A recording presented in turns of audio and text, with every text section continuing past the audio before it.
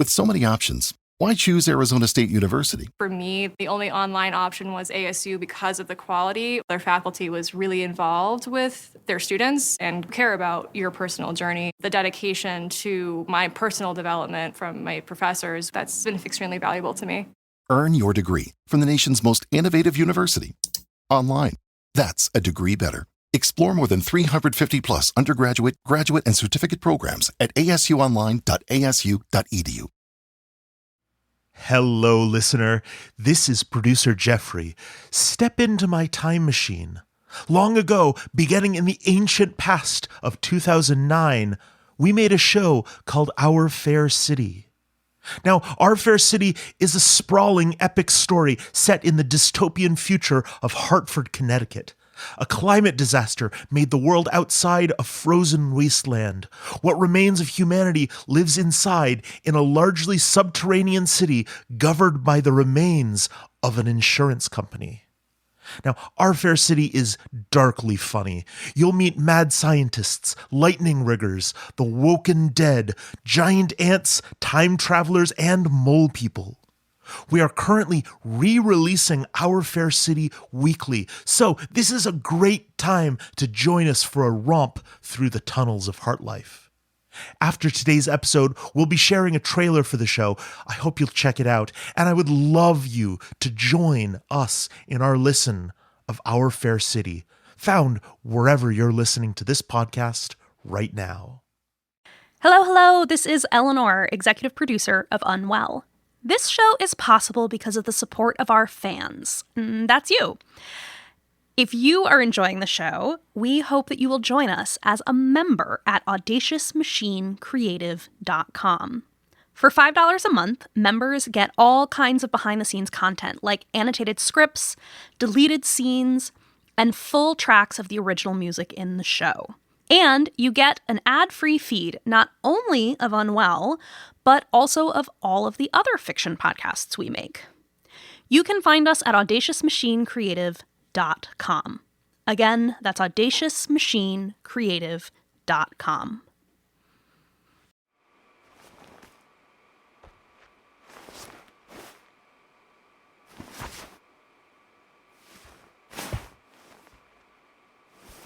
Nothing. Are you ready yet? Nearly. We were due downstairs fully 5 minutes ago. Lily said, meet me in the kitchen at 4 tomorrow. You told me that already. We still don't know why? No. Well, speaking as someone who waited in the observatory for over a century, I'm comfortable rounding down. 6 minutes.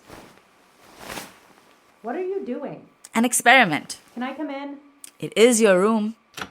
You're not building a potato battery in here, are you? No. What? Is that even possible? Could it be if you put the electrodes on either end and... No. Something far more straightforward. I suppose, given that I am a creature of ectoplasm, if you will. About that. I know. I hesitate to use the term too, since it was coined by those spiritualist charlatans. But we don't have a better vocabulary for the matter that makes me up, and I refuse to say I'm formed out of ghostly stuff. I meant, did Wes tell you about seeing young Lily? He did. Which is to say you're not a ghost. Which is to say, I would need to observe the child Lily anomaly for myself before jumping to any conclusions. What's there to... Norah, we saw it happen. At an hour when people tend to doze off. There were 3 of us. I'm only saying... Maybe this is a deep-seated fear of change in action. Again, I lived a largely static existence for over a century. I welcome change. Case in point, my experiment. I wanted to see if it was possible to adjust my appearance a little. There's nothing wrong with your appearance. I know that, but Was that a compliment? Neutral observation? You know well there is no such thing.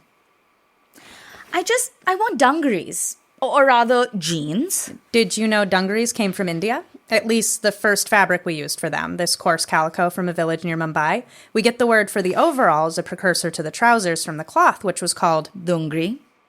You knew. I knew the word, and my father did sail on a merchant ship. He might have mentioned it at some point. Did I just white-splain dungarees to you? I'm not familiar with the word, but context suggests yes. Look, I'm sorry, Don't have a fit about it. That simply makes this about you. Fair enough. Why do you want jeans? Curiosity, perhaps. And in case Lily Scars takes us out of the house, I want to try blending in. You can literally turn invisible. I've been unseen, and I've been stared at and fled from.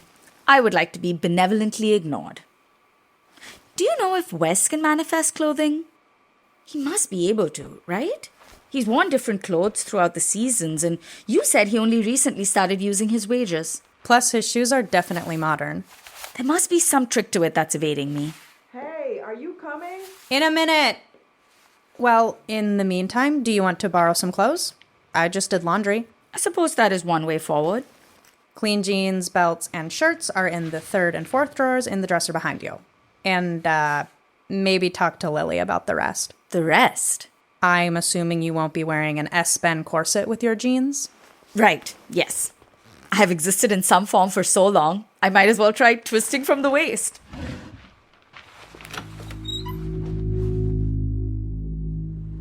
"17 minutes. The modern brassiere requires a great deal of fiddling. Is Dot not coming? I asked her.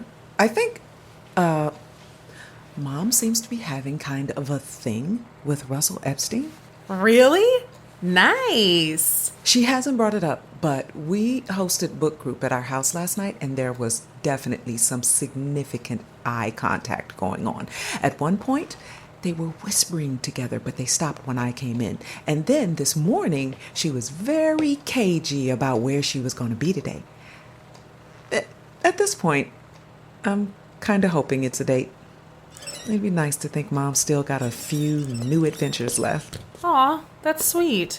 Did we assemble to discuss your mother's suitors, or is there... Now that everyone is here and dressed... Hi there. Nice to meet you. We've met. Oh, so sorry. Yeah, you're Rudy's friend, Norah, the observatory ghost. I'm no longer bound to the observatory. Dr. Beltham and I haven't been speaking, and apparently there is some controversy as to whether or not I even am a ghost. But I am named Norah, so 1 out of 4. Okay, last night I was talking with Maureen D'Souza about the craft fair. R.I.P. Before you say that... Lily, it's definitely canceled. None of the sponsors wanted to set up by the wolves guarding town hall, and half the town doesn't want to get close anyway. Okay, yeah, it's canceled. But I've been thinking, there were plenty of crafternoons before you moved here, and then Mom mentioned that Maureen used to do little behind-the-scenes home movies every year, so I called in a favor. I know it's not the same, but I was thinking, what's old is new again? A retro craft fair. A throwback. Yeah, if that helps. It was really nice of her. Lily, that is so cool of you. Thank you. VCR's already set up. Your mom was looking at family mementos a few days ago. Oh, yeah, I guess it's dig up old footage week at Fenwood. But no, Maureen digitized everything. We just need to visit the town website. If that's all we're doing here. All? I've heard some pretty cool stories about the Rube Goldberg devices Russell's wife built in the 90s. Russell's married? Was. She's been dead since at least when I moved here. And she stayed dead? Most people do. What's a Rube Goldberg device? Imagine a machine built to do a simple task in the least efficient way possible. Why? Because it's funny. We're talking a falling spoon sets off a mousetrap, which pushes a roller skate into a wind chime, which knocks a ball off a table, and on and on and on. That does sound diverting, if pointless. Abbie, you were saying? I'll start up the house computer.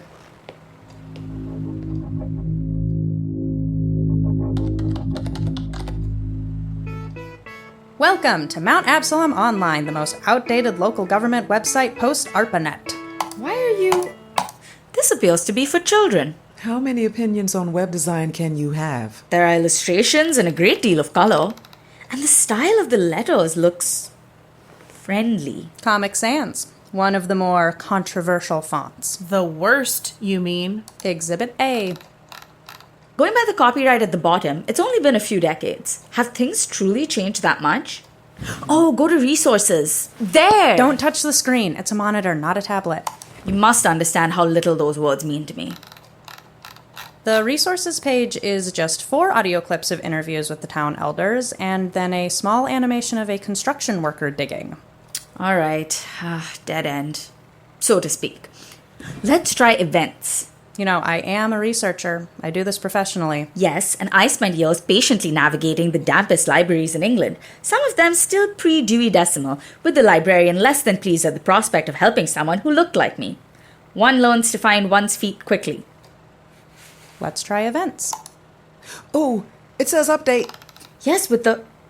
Are those animations of spinning flames? At least there's no papyrus. Wait, scroll down. Yep, okay. And we have video. Maximize it. All right, Crafternoon 96 is a go. Color motion pictures. It does not get old. It's 8 in the morning on the day we've all been waiting for. Nice weather, not a cloud in the sky. The exhibitors are just setting up their booths.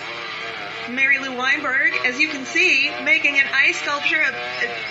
what is that, Mary Lou? You know what? Let's not disturb her at the moment. That looks like delicate work. This cluster of booths over here is the fiber art section. We've got quilts. We've got woven wall hangings. Oh, wow, those are really good. I worked at a weaving studio for a month, but they didn't have anything like that. We've got scarves, and I believe those are pot holders and hats. Love the green one, Eugenia. See the little felted celery leaves? Let me zoom in here. See? That's craftsmanship. Craftswomanship?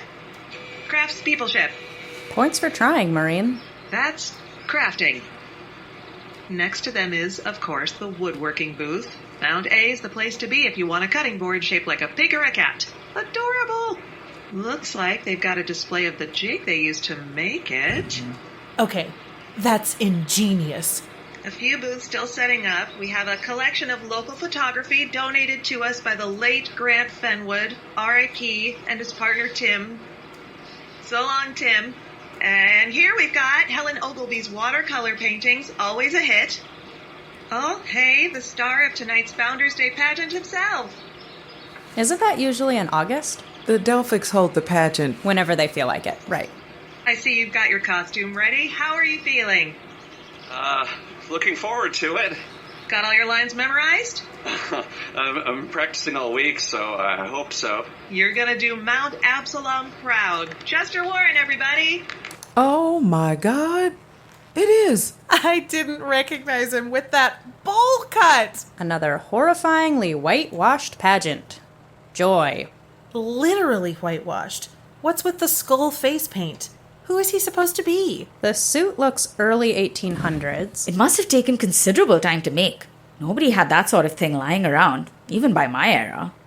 So, can you give us a preview of what we'll be seeing tonight? What's this one called? The day wisdom and water overcame fire and chaos. Starring our own Chester Warren as... Grandpa Art's taking the pageant in a different direction this year. He says we've come to consume our history with too much of a rose-tinted, blunted-down, apple-eyed view. He's not wrong. I'm playing the villain. I'm the revelator. What the fuck? Break a leg. Go back. Oh, playing the villain. I'm the revelator. Well, break a leg. Oh, not to spoil anything, by the end of the play, the revelator has a lot more to worry about than a leg. Duly noted. All right, next up is a real treat. We've got Bonnie Buckley's homemade rock candy. The Revelator. The day wisdom and water overcame fire and chaos. What are the odds that the 96 pageant is the story of Silas Lodge being forced from the town? And if it is, what are the odds that knowing how they did it before might help us convince him to leave again? Are we certain that these Delphics understood what happened the first time? If they know how to expel this man... He's not a man. He's like you. From what I've heard, he's nothing like me. Scroll down. Did Maureen happen to upload the 1996 town pageant? No. You didn't look. Spikes had to get special permission to shoot the pageant last year. Usually the only copy is stored in Chester's office. Ugh, too bad we're on such shaky ground with the Delphics. If the pageant is anything important, I really doubt he's going to let us look at it. Besides, town hall is closed today. It's Sunday. So, nobody around. No. Town hall, no cameras, no sensors. Abbie, are you saying what I think you're saying? A person could pick the door lock with a credit card, theoretically. Well, I'm already dressed for an outing. I'll get the meat.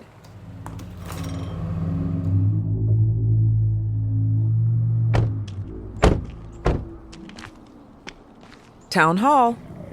And the town hall wolves. Ready, Lily? Hang on. I didn't stop to think about how close together the buildings are here. If I throw the meat far enough to give us time to get to the door, that means luring the wolves to, like, the movie night or the bank. That does seem irresponsible. I know they haven't hurt anyone yet, but that doesn't mean they won't. Abbie? Abbie? There's a back door. What? I've studied all the blueprints for the buildings downtown. This one has a back door. Abbie, are you all right? Throw the meat at the front and we can sneak around back. Okay. Run! They're not following. Let's not risk it. Wait, what am I doing?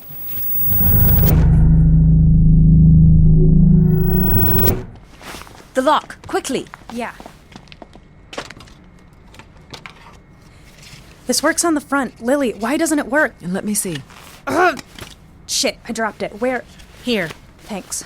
Abbie, I know there's no cameras, but if someone physically sees you breaking into a building, that's not going to be great for any of us. So if we could speed it up... Do you have your lockpick tools on you? You said you could get it with a credit card. It's a different lock on the back. Hang on. Now, if you'll tell me the approximate location of Chester Warren's office, I'll show you. I can literally disappear if someone's coming. I'm the ideal individual for the job. Okay, yes, but counterpoint, white privilege. It's a simple matter of, gosh, the door is unlocked, so I thought town hall was open today. Abbie, how many buildings have you broken into? Give me the directions. I can do it. Abbie. I don't want to be outside with the wolves, okay? I didn't think it would still... I don't want to.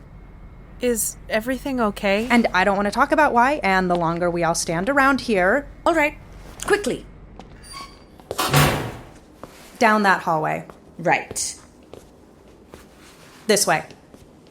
This is an old building, isn't it? The original section is from 1879. Before my time, even. You're not that old. Everyone I knew is long dead. Still, chin up. So am I. If you don't want to talk about it... Any more than you wish to discuss why you're suddenly afraid of wolves? I'm not afraid of wolves. It's just complicated. Through here. Wait a tick. Before you do your disappearing, reappearing move... Wasn't even locked? You'd be surprised how often that's the case. Burglary is considerably easier than I was led to believe. Wow. Wall-to-wall boxes. It's like a cave. What thieves would have the patience? Well... Us.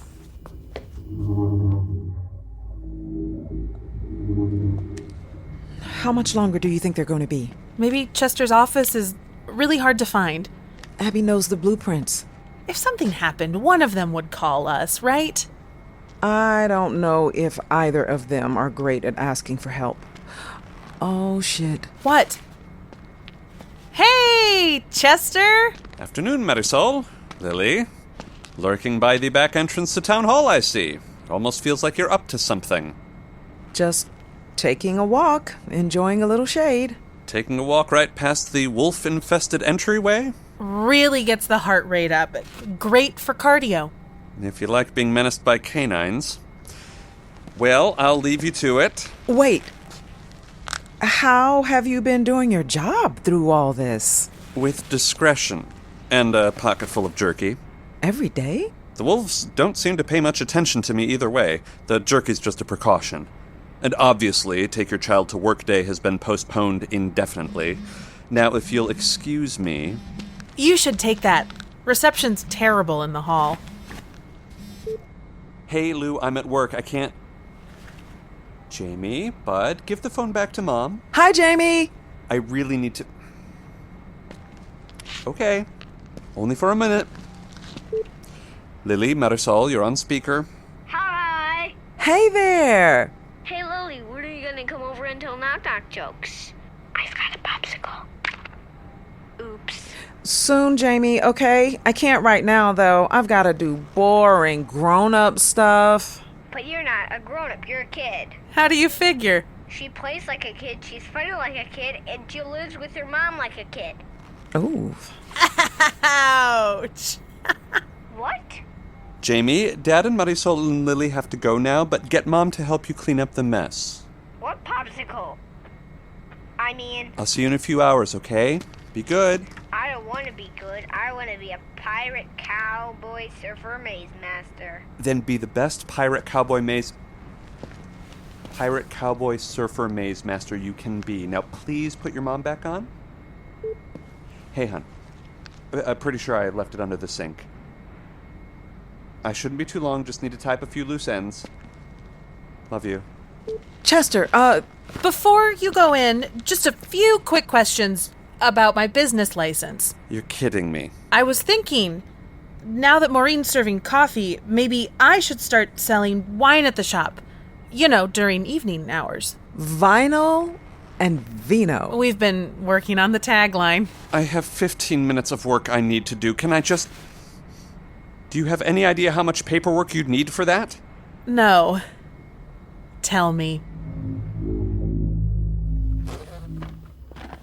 Why are you doing this? I said I didn't want to be... No, not entering the building. Why are you involved with this scheme at all? I thought you disliked wild goose chases. I do. You went along with it awfully quickly. Maybe I want to see what kind of pageant Arthur Warren put together. Why are you doing this? I don't know. I suppose in an odd way, without the observatory pinning me down on all sides, I feel a bit... Lost? That sounds melodramatic. My therapist would say dramatic words exist for a reason. Therapy. I know you come from a different time, but if you're going to take issue with that... Oh, bully for you if it helps. I simply never saw the appeal. Here, take this cocaine and allow me to tell you why every one of your problems stems from penis envy. That was Freud. I know. I was alive at the time. For the record, neither aspect is part of modern practice. Really? What does that leave? It's more about getting a second opinion and learning useful strategies from a well-trained, objective third party. That sounds almost shockingly methodological. It is a science. The brotherhood of inquiry. Testing each other's theories, sharpening each other's methods, creating a community which aims to illuminate the unknown together. That hasn't been my experience of the sciences. Nor mine. There were groups, clubs, while I was designing my telescope. But, well, I suppose the first time I truly got a taste of that was... What? Dr. Peltham. Right. Do you miss him? No. Don't lie to a dead person, Abbie. It's tacky.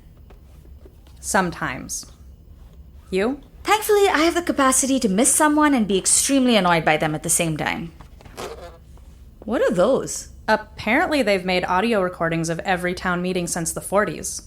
I wonder what figures of speech they used back then. Focus. It's so much data. You wish you could come in here with a wheelbarrow, don't you? How'd you...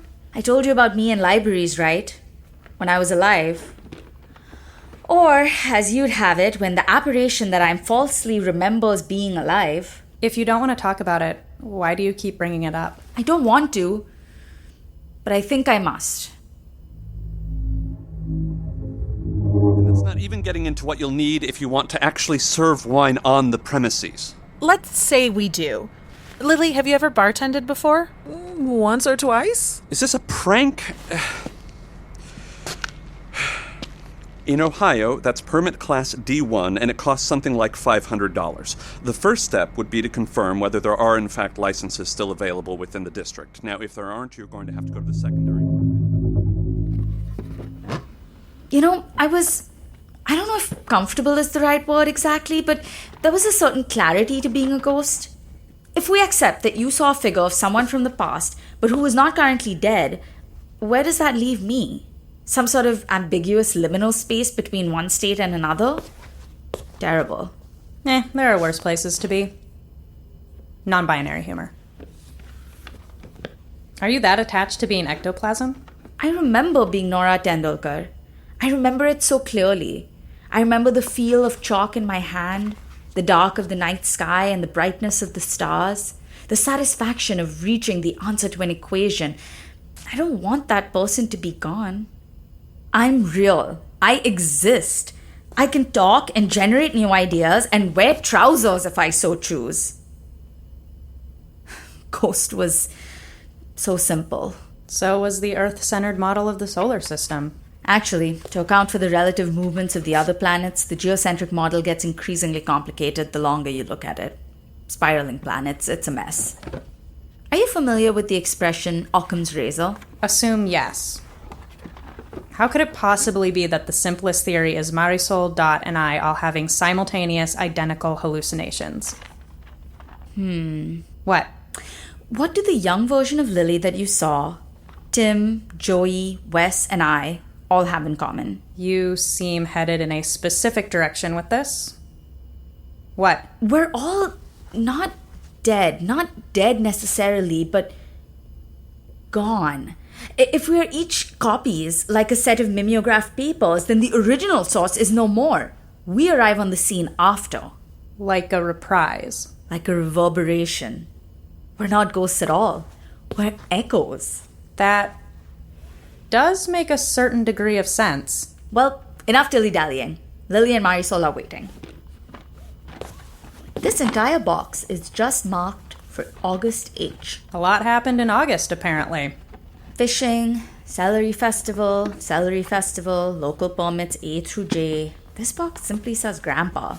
Celery festival. Norah, if you want to use your library navigation skills, now would be an excellent time. First step is to think about who did the organizing. Presumably Chester Warren. Given that Arthur Warren wrote the pageant, do we think maybe... Grandpa? Open it. Well? A lot of papers and photographs. A hat. What seems to be a small picture of some sort. Wait, a tape. But is it our tape? TDWWOFC. Is that modern slang or... Its initials. The day wisdom and water overcame fire and chaos. Which you, of course, need to file with the proper authorities. Now, if you don't mind, I need to go do the thing I came here to do. Wait. You know what? No. We came here for the water. You what? Water? Yes, well, drinking fountains are off limits until the building opens to the public on Monday, assuming you can get past the... No. I need the special water. Water from the hall? You have no way of knowing about that. And yet...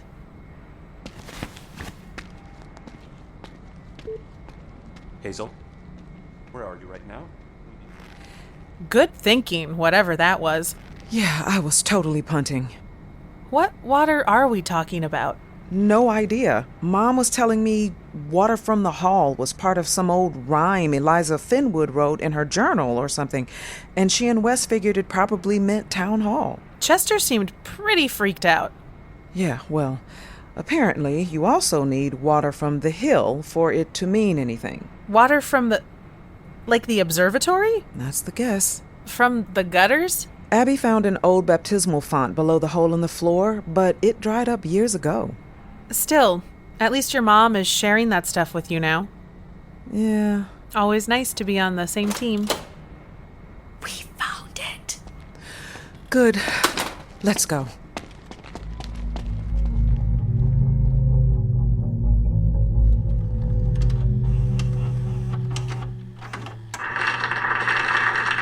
Thank you again for coming. We now present the Cricket Scouts, the junior chapter of our very own Delphic Order, and their production of this year's pageant. Though the valley is green and the valley is lush, we stand upon a rocky precipice with stakes every bit as harrowing as that of a lone climber, teetering upon the edge of the highest, roughest-hewn cliff. So too did our predecessors once stand as they contemplated a most uncertain future. For this humble town once faced a figure known as the Revelator. People of Mount Absalom, hear me now. Your days of peace are behind you. He was aided by the traitorous townsfolk he held in his thrall.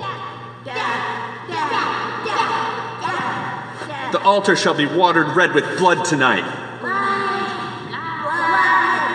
But not all of the people of Mount Absalom fell so easily to the influence of the Revelator. A brave few met in secret and devised a plan. First, they would...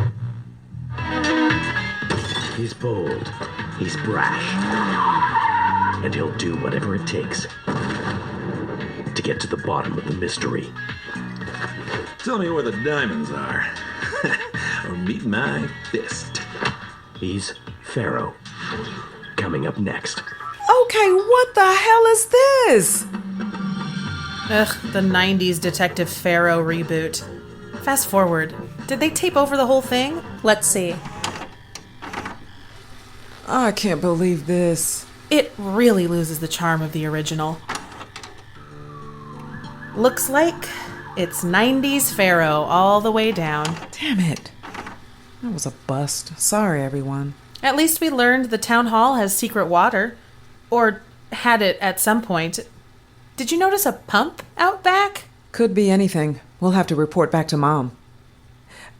You're right. It is nice to be on the same team. No secrets. Except about her date today with Russell Epstein. What? The reason she's not here? Her suitor, Russell Epstein. And I think I'm fine not getting all the details on that. Back to the craft fair? Who knew Eugenia Hewitt could felt like that? Hey, should we make popcorn? Sounds good to me. Are you coming, Norah? If you've never seen popcorn popped in a microwave before, you're in for a treat. In a minute. I need to discuss something with Abbie. Fair enough. Norah, I saw Mrs. Harper on my way here. She wasn't on a date with this Russell Epstein fellow. She was in an automobile with Maureen D'Souza on their way out of town. Are you sure? Entirely so. She was slumped down in her seat and holding a folder. Slumped? Like she was sick? No. Bored? No. Like she didn't want to be seen.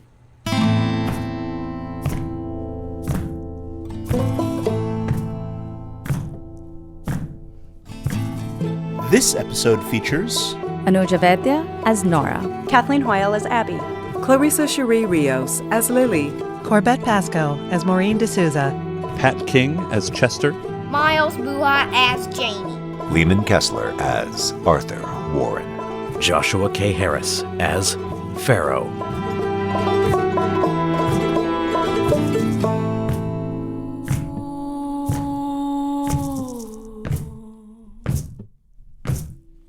written by Jessica Best. Sound design by Eli Hamada McIlveen. Directed by June Thiele. Music composed by Stephen Poon. Recording engineer Mel Ruder. Unwell lead sound designer Eli Hamada McIlveen. Executive producers Eleanor, Hyde, and Jeffrey Nils Gardner. By HartLife NFP. And a special thank you to our supporting producers, Calico Davis, Steve Diamond, Adam Goodman, J.D. Horn, Nick Keenan, Carolyn Koss-Kasten, Megan McLean, Alex Rivas, and Caitlin White. HartLife wishes to acknowledge that the land where we live, work, and tell our stories is occupied land. Unwell takes place in southern Ohio, which is the territory of the Miami people. Unwell is produced in Chicago, Illinois, which is the territory of the Peoria, the Potawatomi, and the Miami peoples.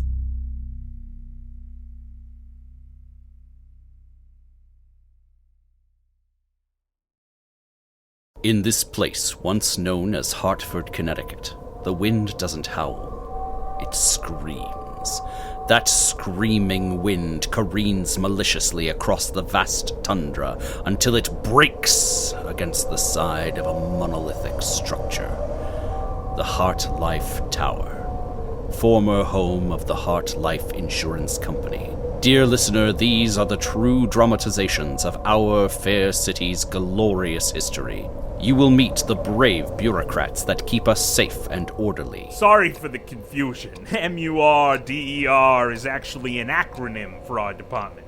An unfortunate coincidence. The abominable mole people who dig the tunnels that keep us warm. They don't exist. There's no such thing as ant people. Mole people. And the most dangerous villains of all. Scientists. I swear, I'd forget my head if it wasn't sewn on. To say nothing of lightning riggers, time travelers, and simple interns. Every policy has a story to tell. Join us, dear listener, for the tale of our fair city, wherever you listen to podcasts. And remember, you owe everything to HartLife. All the life you'll ever need. Hello, Eleanor here, and I am here to talk about the wonderful new fiction podcast, 2000 and Late. 2000 and Late is a new fiction podcast from the creator of The Bright Sessions. It is a dark comedy that grapples with the havoc of our current moment and tries to find the hope inside of it. The show follows Harper, a 36-year-old nihilist whose life is upended when she's possessed by a demon hell-bent on bringing about the apocalypse. But Harper doesn't want to end the world, and the demon gives her more power than she's ever had in a very long time. So, yeah. I'm loving this show. It's sharp and funny, and it's a cathartic release from the anger and impotence I often feel about the dumpster fire of a world we are all living in these days. It's unapologetically angry, surprisingly tender, and deeply entertaining. I think that 2000 and Late is ideal for fans of Fleabag or Killing Eve, Jennifer's Body, Yellow Jackets, Venom. So, yeah, let's go create some havoc. Oh, and also, Jeffrey worked on this. Jeffrey is the sound designer, and that's also really cool. So please go check out 2000 and Late wherever you listen to podcasts.